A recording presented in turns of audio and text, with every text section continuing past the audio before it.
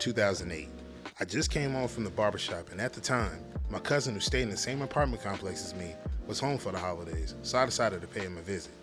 Now before I binged on the NBA 2K9 demo that came out on the 3rd of October, I remember every Monday PlayStation Network's blog would update on what game was to come to the PSN store that following Tuesday. That was like the Elder Scroll to me, as I used to faithfully log onto the site to see what was coming to the store. Anyway, after I binged on the NBA 2K9 demo, I walked over a few doors down and around the corner to see what my cousin was up to.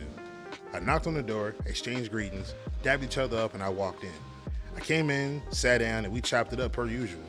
Somewhere in the conversation, I mentioned that NBA 2K9 had released earlier that week and I had been playing the hell out of the demo. I talked it up so much that it eventually led to us hopping in the car and riding over to GameStop.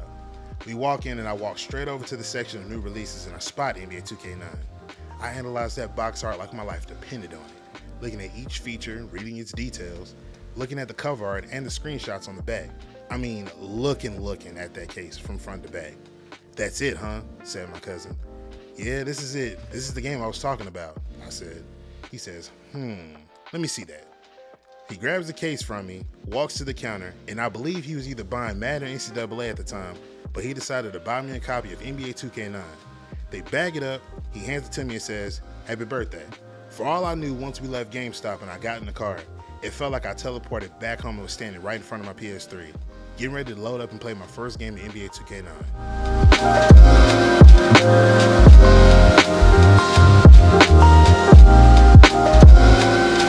So in the demo, you get to play as the Celtics or the Lakers, basically reenacting the postseason matchup between the two teams. After I download the update, I press start to load into the main menu, and I'm met with the song "Pennies" by the Cool Kids. Let me not forget to mention that 2K9 was a solid soundtrack. I usually find myself jamming out before I load into the game, having a mini concert basically. I know the one song that would give me hype is "In Your Face" by DJ Unk. God rest his soul. I load into my first game and the announcers would talk about the two teams and show highlights for the players to watch. We then transition into the stadium and I'm just blown away at the graphics. Mind you, NBA 2K8 had been out for a while now and was practically old news. Seeing the improvements in terms of graphics, especially sweat and how progressively wet the jerseys became from the sweat. Sometimes you could see the particles of sweat from the players when they dunk. They even captured mannerisms of some of the players, like LeBron for example. He had a habit back then of biting his nails, and if you were lucky enough, you would catch him doing it while someone shot free throws. The mechanics were relatively similar to 2K8, but they reworked the way the AI plays on both sides of the user and the CPU. Adaptive AI makes it to where they play accordingly to how you move the ball. They'll cut if they see an open lane, they'll set a screen to get a shooter open, and if you have a dominant big in the paint, he won't hesitate to put a block party on someone if he goes down to the paint. Now, my team at the time was the Houston Rockets, and if you knew that squad back then, you knew Yao Ming wasn't going for any of that soft play in the paint. Attacking the basket felt powerful when you had a player who could do as such. You see Kobe doing damage per usual, Tracy McGrady was a finisher, and you damn sure can't forget LeBron. But we'll come back to this game later on. Let's see what the other modes had to offer. Oh man, are you for real? Damn. Power went out.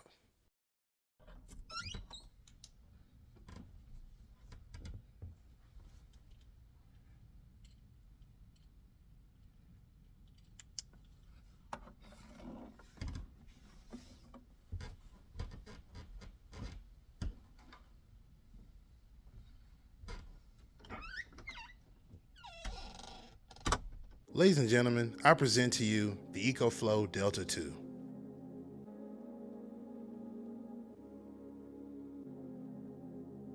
This portable power station will practically save your life, giving you 1800 watts of power, or in the case of an emergency, it can surge up to 2700 watts if need be. When you first open up the box, you get an AC power cord to charge the battery from the wall. Keep in mind you have over 15 outlets on this battery to plug into. AC wall plugs, USB plugs, even a port to charge the battery if you're in the car. It even comes with the app to help regulate the charging or output of power from the battery, practically giving a real-time detailed reading on the battery's life cycle. With proper care and usage, you can get up to 10 years or 3,000 cycles on this battery from full to empty. I highly recommend while charging this battery for the first time to turn the AC input down from 1800 kilowatts to 500 kilowatts just to preserve the life of the battery. but if you need it in a pinch, it has fast charging at 1800 kilowatts. When it comes down to how useful or how long you can use this generator on a full charge, it solely depends on what you have hooked up to it. If you have a few phones hooked up to it, you'll be able to charge those devices up and practically have a fully charged generator. Plug up something like a deep freezer and you'll see that you have significantly less time before the battery goes dead and you have to charge it again. The screen in the front gives you a real-time reading on how much battery you have left, how much wattage you're using, how many hours you have before you have to charge the battery again, and how many kilowatts you're putting back into the device while you're charging it. It's just as simple as this. The more wattage, the less time you have on the generator. The less wattage you have, the more time you have on the generator. Did I forget to mention that it was solar powered also? Say if you didn't have a car or anywhere to plug up, or a wall. You have one thing that we all take for granted and it's plentiful, the sun. The generator also allows you to use a solar panel to charge it up as well, allowing a max of 1000 watts. Be wary that it has to be a sunny day in order to get the most out of your solar panel.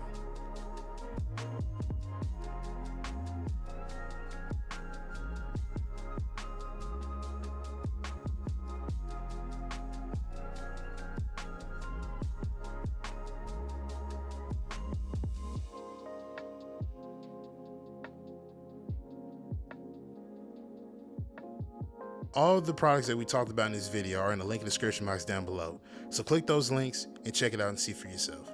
But thank you everyone for your time. Let's get back to the video. Blacktop makes a return this year also. You can play 1s all the way to 5s. You can play a game of 21.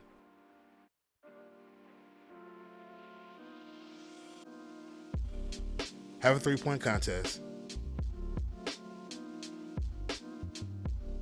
And last but not least, a dunk contest sponsored by Sprite. You and 3 other top tier dunkers face off.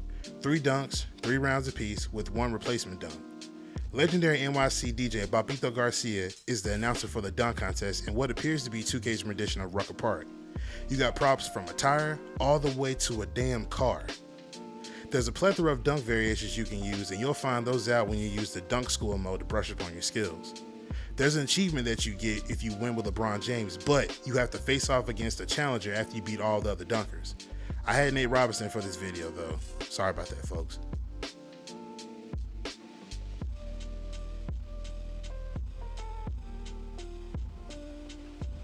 Another small feature they added was for defensive positions while using Intense D on your matchup. Each notch you see on the graphic shows you can either play smothering defense to the left, right, or center, same for moderate, and same if you want to play a more spacious defense. Granted that it helps more if you have a more tenacious defender that specializes in defense like a Tony Allen.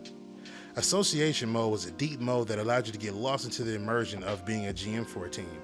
Without getting too lost and muddying up the video about association mode, there's an Operation Sports article that articulated exactly how I felt about that mode.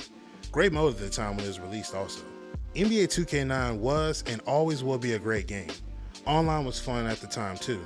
Getting the chance to play with your teams that had what they call living rosters basically was saying that anything you see in real life, NBA 2K9 will reflect that in the roster update. For example, Kevin Garnett, the cover athlete, had a sprained knee.